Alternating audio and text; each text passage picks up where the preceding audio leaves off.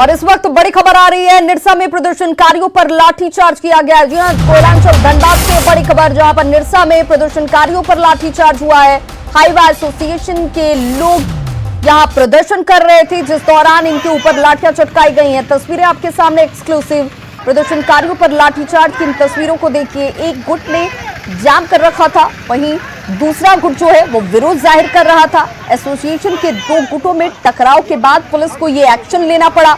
जाम हटाने के लिए पुलिस ने यहां लाठीचार्ज किया। लाठीचार्ज के बाद हालात तनावपूर्ण बने हुए हैं। एमपीएल में ट्रांसपोर्टिंग में लगे हाईवे एसोसिएशन की तरफ से प्रदर्शन, जिसकी तस्वीरें आपके सामने, और पुलिस ने यहां से जाम हटाने के लिए लाठीचार्ज किया। और सहयोगी दिलीप हमारे साथ इस वक्त ज्यादा जानकारी के साथ फोन लाइन पर जुड़ चुके हैं। दिलीप, इस वक्त क्या स्थिति है? बिल्कुल अभी स्थिति सामान्य है, लेकिन पुलिस एहतियात के तौर पे कुछ सुरक्षा कर्मी को तैनात करके रखा है वहाँ पे, ताकि कोई विवाद ना हो। और ये विवाद मैथन पावर प्लांट में ट्रांसपोर्टिंग को लेकर के हमेशा से चलते रहते, क्योंकि दो गुट है वहाँ पे ट्रांसपोर्टिंग का काम करने वाले। एक गुट से ज्यादा अगर गाड़ियां ट्रांसपोर्टिंग में लगती है तो दूसरे गुट नाराज हो जाते हैं, और यही वजह बनी आज के विरोध प्रदर्शन के दौरान लाठीचार्ज का। और ये पिछले कई दिनों से चल रहा था, लेकिन आज स्थिति तनावपूर्ण हो गई, पुलिस को लाठीचार्ज करना पड़ गया। लेकिन अभी कह सकते स्थिति सामान्य बनी हुई है। चलिए, बहुत बहुत शुक्रिया दिलीप इस तमाम जानकारी के लिए।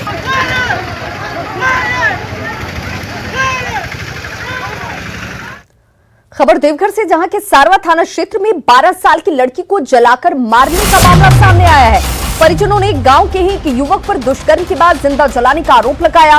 देवघर से एक खबर, जहां पर 12 साल की लड़की को जिंदा जलाया गया है और गांव के ही एक युवक पर दुष्कर्म के बाद जिंदा जलाने का आरोप लगा है। घटना कल दोपहर की है, लेकिन परिजनों ने कल इसकी सूचना पुलिस को नहीं दी। रात में पंचायत बैठी और उसके बाद पुलिस को इसकी जानकारी होती है। फिलहाल पुलिस ने शव को कब्जे में लेकर पोस्टमार्टम के लिए भेज दिया। वहीं आरोपी को हिरासत में लेकर पूछताछ जारी है। परिजन के द्वारा आरोप लगाया गया है एक व्यक्ति पर कि उसने उसके साथ छेड़खानी किया और उसके बाद उसकी हत्या कर दी जलाकर।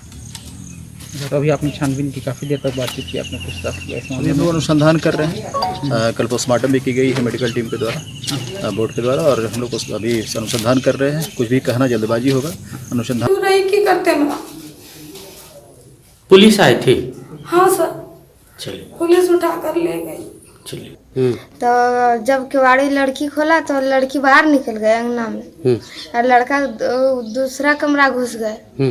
तो हम दिए बाहर से ताला मार और माँ को बुलाने चल गए। जल बुला कर आए तो देख रहे हैं लड़की जल रहा है, लड़का भाग गए। आप ताला मार दिए तो फिर कैसे भागा वो? खिड़की तोड़। और सहयोगी ऋतुराज हमारे साथ इस वक्त ज्यादा जानकारी के साथ फोन लाइन पर जुड़ चुके हैं। ऋतुराज, इस पूरे घटना के पीछे वजह क्या बताई जा रही है, चूंकि जो आरोपी है वो तो गिरफ्त में है?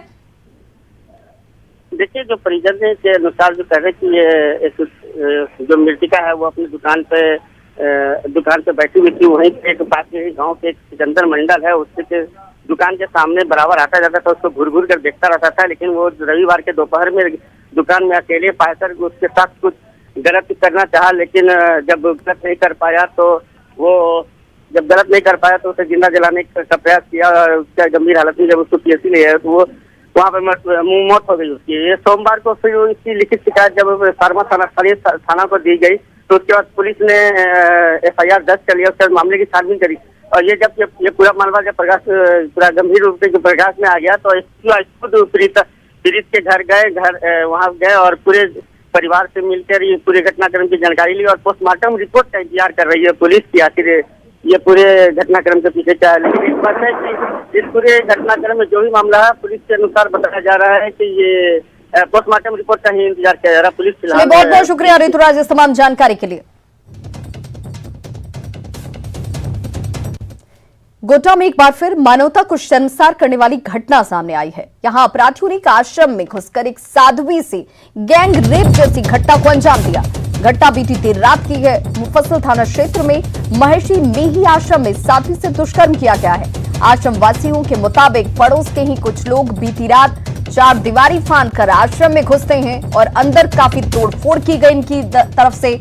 फिर अपराधियों ने आश्रम वासियों को एक कमरे में बंद कर वहां रह रही एक साध्वी के साथ सामूहिक दुष्कर्म किया। पुलिस ने इस मामले में कुछ संदिग्धों को पूछताछ के लिए हिरासत में लिया है।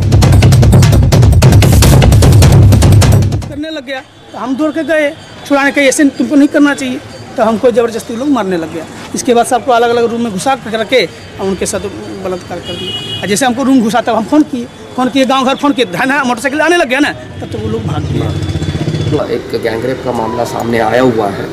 हम लोग उसमें एक special investigation team town inspector के नेतृत्व में और थाना प्रभारी मुफस्सिल और थाना प्रभारी महिला की एक टीम गठित किया है। ऑलरेडी हम लोगों ने 2-3 आदमी को जो है संदिग्ध को थाने पर बुलाकर पूछताछ जारी है और बहुत जल्दी से जो है ये केस जो है खुलेगा। सर, अभी हम खड़े हैं उस आश्रम पे जहाँ पे बीती रात एक शर्मसार करने वाली घटना सामने आई है। आप देख सकते हैं मेरे पीछे ये जो आश्रम है, जहाँ पे एक साध्वी के साथ बीती रात हथियार के बल पर कुछ लोगों द्वारा अंदर घुसकर दीवार को फांदकर अंदर घुसा गया और फिर जो ऊपर वाला कमरा है, ये भवन का जो ऊपर का कमरा है, इस कमरे में प्रवेश किया गया और हथियार के बल पर जितने भी लोग थे उनको अलग कमरे में बंद कर दिया गया, उनके साथ मारपीट की गई और उसके बाद जो पीड़िता साध्वी थी उनके साथ कुछ हथियारबंद लोगों द्वारा दुष्कर्म की घटना को अंजाम दिया गया है। अब जब इस दुष्कर्म की घटना को अंजाम दिया गया, अब देखना ये होगा कि पुलिस ने इस मामले में पीड़िता के आवेदन पर एक आरोपी को उठाया है और उसकी निशानदेही पर किन किन लोगों को उठाया जाता है। हालांकि पीड़िता ने 5 की संख्या में आने की बात बताई है और आश्रम के जो अन्य लोग हैं, जो साधक हैं, उनका कहना है कि 5 की संख्या में लोग आए थे हथियारबंद। अब उस जो आरोपित है, एक को उठाया गया है, उनमें से कितने को और पुलिस उठा पाती है और कितनी जल्दी उठा पाती है, ये देखने वाली बात होगी। अजीत कुमार, न्यूज़ 18, गोड्डा। तो गोड्डा में साध्वी के साथ गैंगरेप की घटना के बाद बीजेपी ने राज्य सरकार और कानून व्यवस्था पर तीखा हमला बोला है। बीजेपी ने आरोप लगाया कि झारखंड में गिरती विधि व्यवस्था के कारण अपराधियों के हौसले बेहद बुलंद हैं। हालांकि बीजेपी ने इस घटना की कड़ी निंदा करते हुए दोषियों के खिलाफ जल्द कार्रवाई की मांग की है। घटनाएं कहीं भी हो सकती है, लेकिन घटना के बाद जब उद्भेदन हो जाए, मुजरिम पकड़े जाएं तो मुजरिमों में, अपराधियों में खौफ रहता है। लेकिन यहाँ तो घटनाएं हो रही है, लेकिन जो है अपराधी पकड़े नहीं जा रहे हैं और चारों तरफ घटनाएं हो रही हैं। नहीं, देखिए, दुष्कर्म किसी के साथ भी हो, बहुत ही दुखद घटना है, जिसकी भी निंदा, जितनी निंदा की जाए कम है।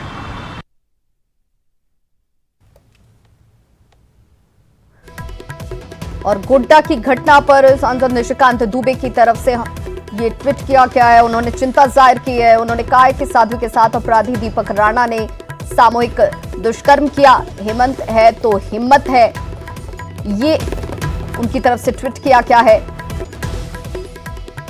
साध्वी से रेप पर चिंता जाहिर करते हुए निशिकांत दुबे की तरफ से ये ट्वीट इस वक्त सामने।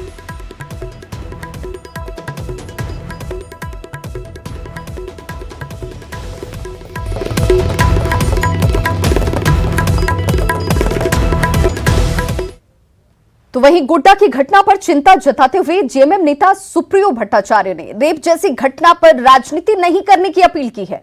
जेएमएम ने रेप जैसी वारदात को कानून व्यवस्था का मामला नहीं मानकर सामाजिक कुरीति बताया है, जिसे रोकने के लिए सबको आगे आने की जरूरत है। पैशाचिक जो घटनाएं होती हैं, इस पे राजनीति नहीं होनी चाहिए। हम लोगों ने पूर्व में भी इसी तरह के भाजपा के समय में बहुत सारी घटनाएं घटी, तो उसका कोई भी राजनीति का मुद्दा नहीं बता। ये एक सामाजिक, मतलब हम कह सकते हैं, विकृति है। इसको पूरा समाज को लड़ना पड़ेगा। इसमें कोई राजनीतिक दल नहीं लड़ सकता है, खासकर बलात्कार के मामले। गढ़वा में विशनपुरा थाना पुलिस ने गैंगरेप के एक मामले में कार्रवाई करते हुए 2 आरोपियों को गिरफ्तार कर जेल भेज दिया है। घटना 5 सितंबर की है, जब जंगल में घास लेने गई पीड़ित के साथ रेप की वारदात को अंजाम दिया गया। सुबह होने पर अपने घर पहुंची पीड़ित ने इस घटना की जानकारी परिजनों को दी, जिसके बाद गांव के ही 3 लोगों के खिलाफ सामूहिक दुष्कर्म का मामला दर्ज कराया गया था, जिसके बाद पुलिस ने 2 आरोपियों को गिरफ्तार कर लिया, जबकि मुख्य आरोपी अभी तक गिरफ्त से बाहर है और इसकी गिरफ्तारी के लिए पुलिस छापेमारी कर रही है। Koderma chemical private limited factory में बिल्डिंग के दौरान आग लगने से 5 मजदूर झुलस जाते हैं। यहां वेल्डिंग की जा रही थी और इसी दौरान आग लगती है। 5 मजदूर इसकी जद में आ गए और वो झुलस गए हैं। सदर अस्पताल में प्राथमिक इलाज के बाद मजदूरों को बेहतर इलाज के लिए रांची रेफर किया गया है। पुलिस इस मामले की जांच में जुटी है, लेकिन मीडिया के सामने घटना के बारे में कुछ भी बताने से इनकार कर दिया गया। घायल मजदूरों में 4 कोडरमा और 1 यूपी का रहने वाला है। एसपी आवास परिसर में आत्मदाह की कोशिश एक शख्स ने की है और इस शख्स ने केरोसिन डालकर आत्मदाह की कोशिश की है। एसपी आवास परिसर में आत्मदाह की कोशिश की गई है। बताया जा रहा है कि एक शख्स यहां पर केरोसिन डालकर अपने आप को आग लगाने की कोशिश करता है। एसपी आवास के कर्मचारियों ने हालांकि इस शख्स को पकड़ लिया। माराफारी पुलिस पर मदद नहीं करने का आरोप लगाया गया है इस शख्स की तरफ से। माराफारी का रहने वाला है ये शख्स, जिसका नाम रियाज खान उर्फ राजू खान बताया जा रहा है। एसपी आवास के पुलिस कर्मियों ने सिटी थाना पुलिस को इसे हवाले किया है।